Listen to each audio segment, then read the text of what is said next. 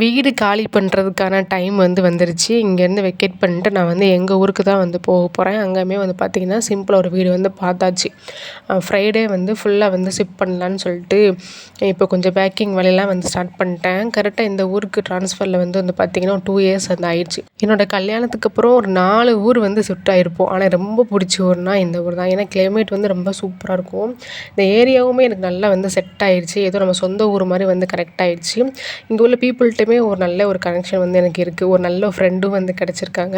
So அதனால் கிளம்புறதுக்கு ரொம்ப ரொம்ப கஷ்டமாக தான் இருக்குது. பட் ஆனால் சிச்சுவேஷன் நம்ம போகிறதுக்கு போய் தானே ஆகணும்.